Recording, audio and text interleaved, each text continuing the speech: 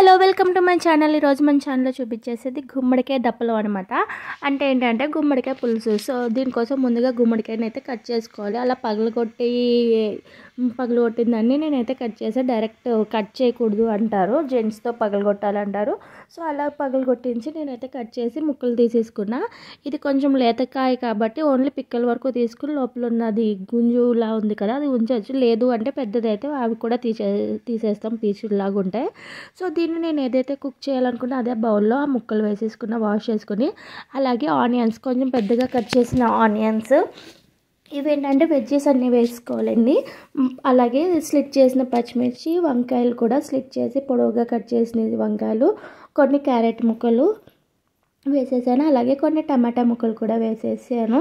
అందులోనే మనకి కొంచెం గ్రీన్ పీస్ వేసుకోవచ్చు. మీ దగ్గర ఉంటే బెండకాయలు కూడా వేసుకోవచ్చండి. నా దగ్గర బెండకాయ అవైలబిలిటీ లేదు కాబట్టి వేయలేదు.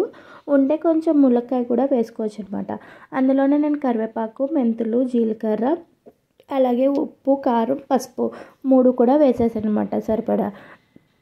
చూసారు కదా, కారం అంటే మీకు టేస్ట్కి తగ్గట్టు వేసుకోవచ్చు. లేదు అంటే మనకు ఒకసారి కుక్ అయ్యాక లాస్ట్లో ఒకసారి ఫ్లేవర్ చూసి కూడా యాడ్ చేసుకోవచ్చు. ఇలా అన్నీ యాడ్ చేసుకున్నాక అన్నీ ఒకసారి మిక్స్ చేసుకుని అందులో మనకు కొంచెం సరిపడా వాటర్ వేసేసుకుని దీన్నైతే బాయిల్ చేసుకోవాలన్నమాట.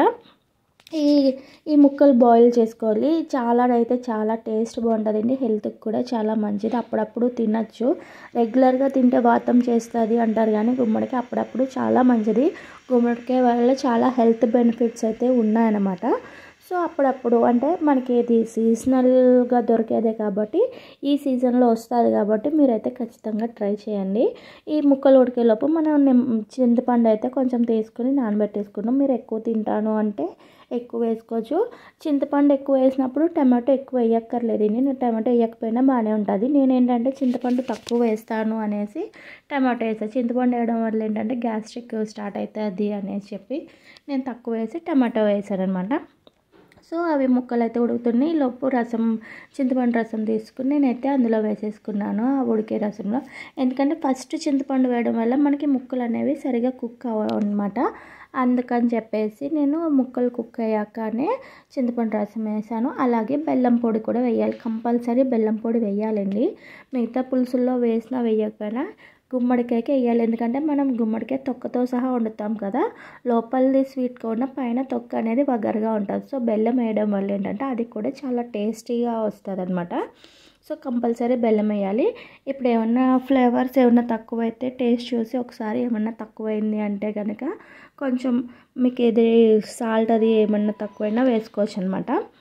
వేసుకున్నాక కుక్ చేసుకుంటే చాలా టేస్టీగా ఉండే గుమ్మడికాయ పులుసు రెడీ అయిపోతుందండి. ఇది కంపల్సరీ సంక్రాంతి